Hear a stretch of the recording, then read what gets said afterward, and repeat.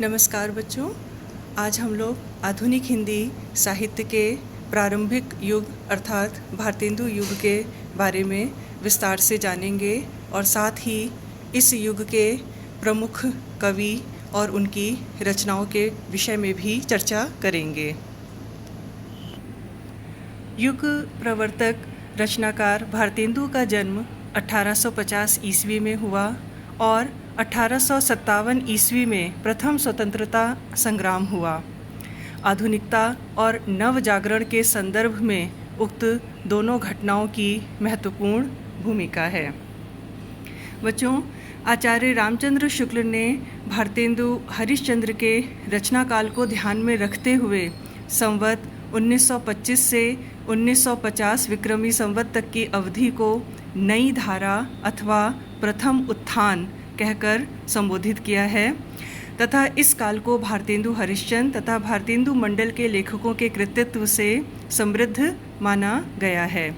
Doctor Ramvilas Sharma ने भी 1925 से 1957 विक्रमी संवत तक भारतेंदु युग के समय को माना है और भारतेंदु युग के युग में 1867 ईस्वी में कवि वचन सुधा पत्रिका का प्रकाशन हो गया था। अतः इसी समय से ही भारतेंदु युग का सूत्रपात्र माना जाता है। 1867 ईस्वी अर्थात 1925 विक्रम संवत से भारतेंदु युग को स्वीकार करना तर्क संगत है।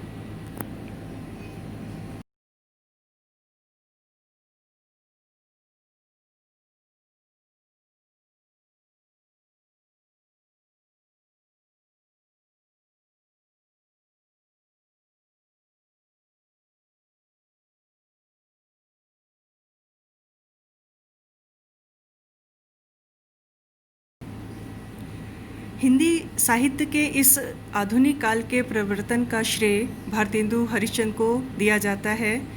वे अपने समय की एक ऐसी प्रकाश ज्योति थे, एक ऐसे प्रकाश पुंज थे जिनके प्रभामंडल से उस काल का सारा साहित्य जगत प्रकाशित हो उठा था और जिनके आसपास उनके समकालीन हिंदी लेखक इस तरह से एकजुट आए थे कि उनका एक मंडल ही तैयार हो गया था।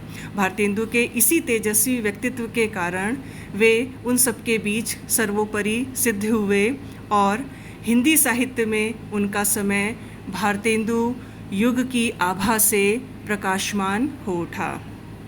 इसमें संदेह नहीं बच्चों कि अंग्रेजी तथा उत्तर पश्चिमी प्रभाव और संपर्क के फलस्वरूप भारतीय चेतना मध्ययुगीन रूढ़िवादिता और अंधविश्वास से छुटकारा पाने लगी थी, किंतु भारतेंदु युग में साहित्य में सामाजिक, धार्मिक, आर्थिक और भाषाई स्तर पर परिवर्तन का प्रवाह आया और जिस दृढ़ता और निर्भयता से तत्कालीन रचनाकारों ने इन विषयों से संबंधित विचारों की अभिव्यक्ति की और जिस तरह से राष्ट्रीयता, राष्ट्रीय एकता और संगठन की भावना जगी और साहित्य में अनेक विधाओं में उसे स्थान मिला, उससे इस राष्ट्रीय चेतना के स्वतंत्र अस्तित्व की, उसके स्वतंत्र विकास की ही पुष्टि होती है।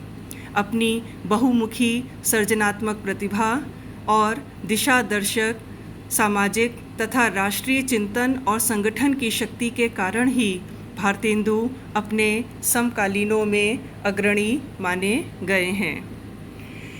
भारतेंदु युग को आधुनिक हिंदी साहित्य का प्रवेश द्वार माना जाता है। इस युग में हिंदी साहित्य की प्रायः सभी विधाओं का विकास आप देख सकते हैं। रीतिकालीन ब्रज भाषा के स्थान पर खड़ी बोली की प्रतिष्ठा इसी युग में हुई। रीतिकालीन काव्य में श्रृंगार रस प्रधान था, जबकि भारतेंदु कालीन कविता जनवादी विचारधारा को लेकर आगे बढ़ती दिखाई देती है। भारतेंदु युगीन साहित्य में देश प्रेम तथा राष्ट्रीय चेतना के स्वर स्पष्ट गूंजते दिखाई देते हैं।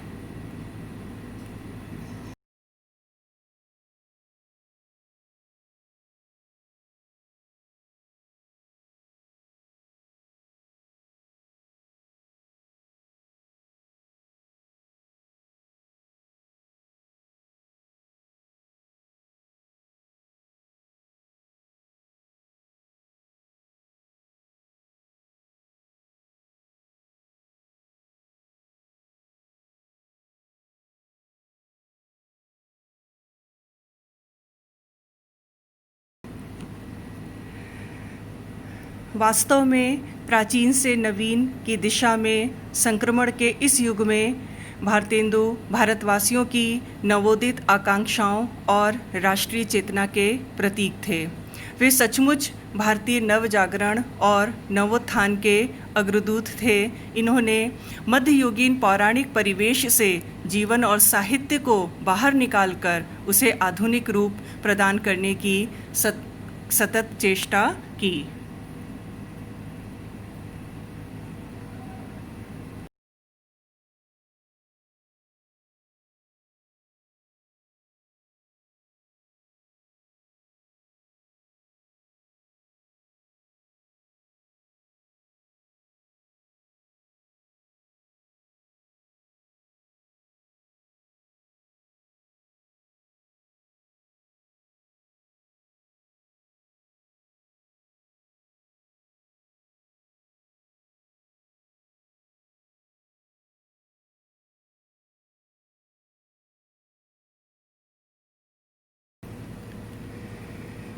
भारतेंदु ने भाव और भाषा, गद्य और पद्य दोनों क्षेत्रों में हिंदी भाषा भाषियों का सफल नेतृत्व किया। भारतेंदु कवि, पत्रकार, नाटककार के रूप में हमारे समक्ष आए। वे एक सच्चे युग दृष्टा और सृष्टा थे। अतः वे नव जागरण के ही नहीं वरन आधुनिक हिंदी साहित्य के भी जन्मदाता माने जाते हैं।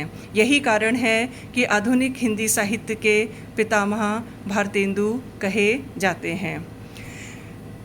यह युग नवीन सांस्कृतिक चेतनाओं और मर्यादित परंपराओं के प्रचलन का युग रहा है।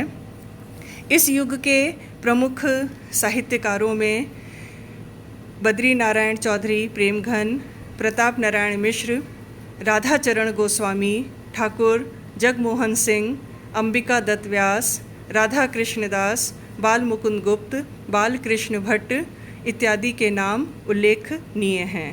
और ये सभी साहित्यकार, प्रमुख कवि, निबंधकार, पत्रकार, नाटककार और समीक्षक के रूप में हमारे समक्ष आते हैं।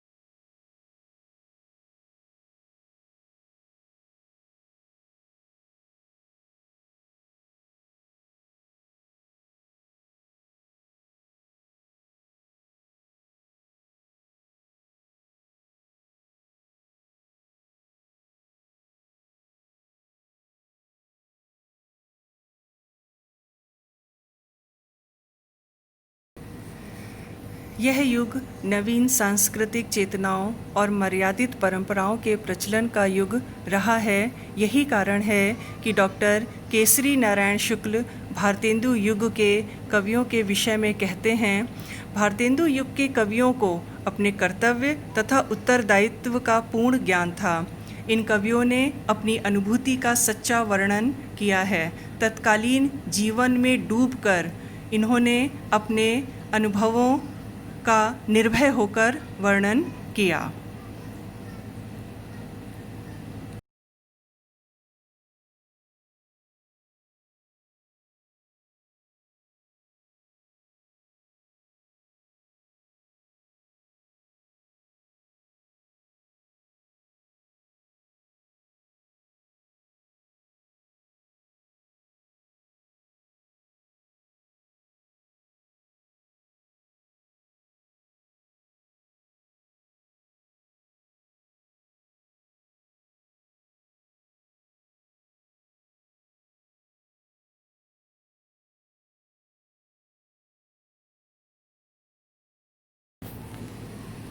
बच्चों, भारतेंदु युग के या उनके मंडल के प्रमुख कवि और उनकी रचनाएं आप भली भांति देख सकते हैं।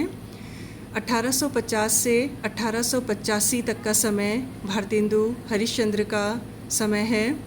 इन्होंने लगभग 70 काव्य कृतियों का सृजन किया, जिनमें से प्रमुख थीं गीत गोविंदानंद, प्रेम मालिका, प्रेम सरोवर, वर्षा विनोद, विनय प्रेम पचासा, प्रेम फुलवारी, वेणु गीति इत्यादि।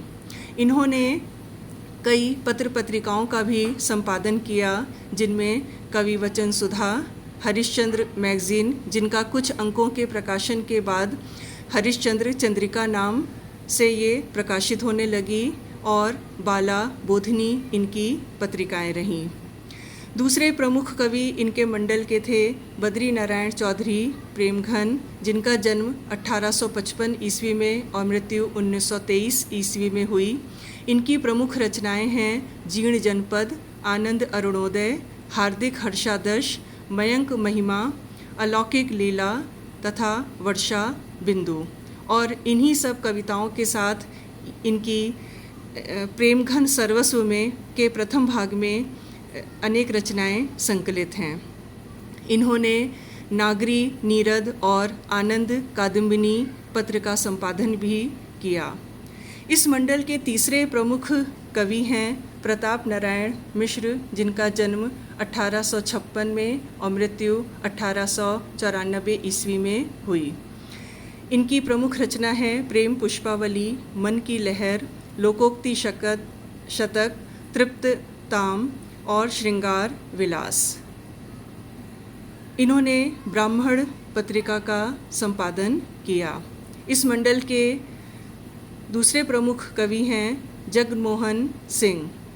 इनकी काव्य रचनाएं हैं प्रेम संपत्ति लता, श्यामा लता, श्यामा सरोजनी और देवयानी। भारतेंदु मंडल के एक महत्वपूर्ण कवि हैं जिनका नाम है अंबिका दत्त व्यास। इनका जन्म 1858 ईस्वी और मृत्यु 1900 ईस्वी में हुई।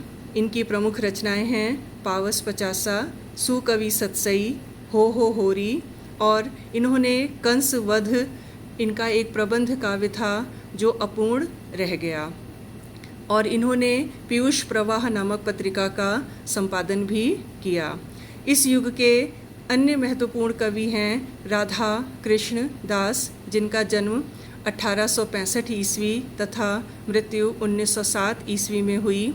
इनकी प्रमुख रचना भारत 12 मासा, देश दशा तथा इनके संपूर्ण रचनाएं राधा कृष्ण दास ग्रंथावली में संकलित हैं।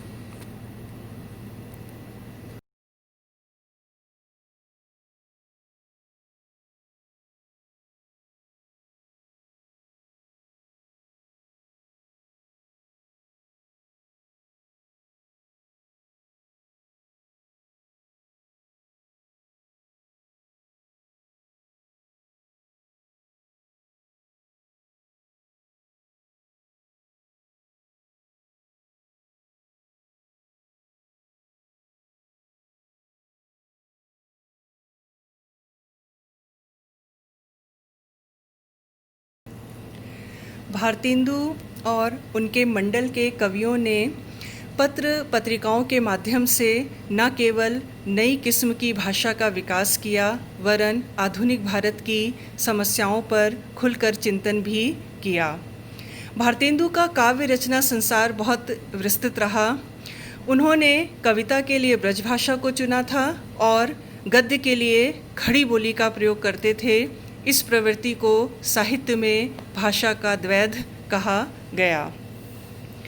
भारतेंदु और उनके समकालीन रचनाकारों ने अपनी पत्रिकाओं में, और भारतेंदु ने हरिश्चंद्र मैगज़ीन में 1873 से हिंदी की एक नई भाषा को गढ़ना शुरू किया।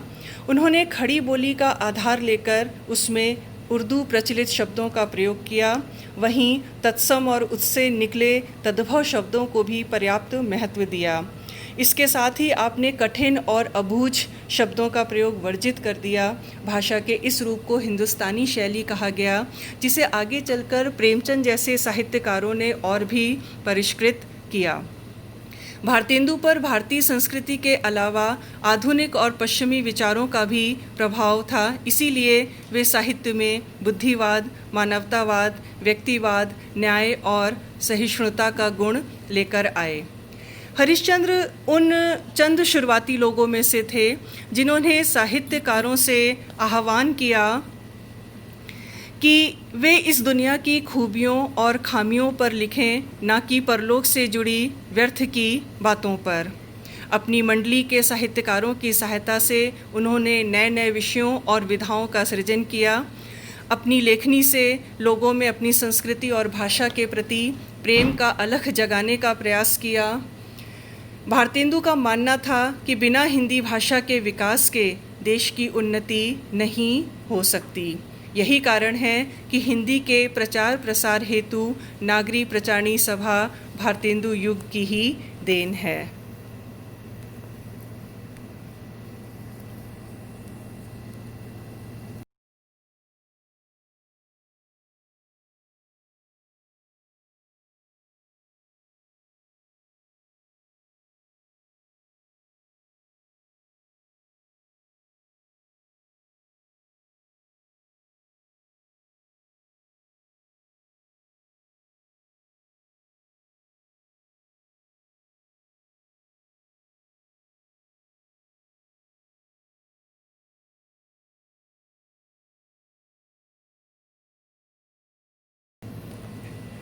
बच्चों, इसके अगले वीडियो में हम लोग भारतेंदु युग की प्रमुख प्रवृत्तियों या विशेषताओं के बारे में विस्तार से चर्चा करेंगे।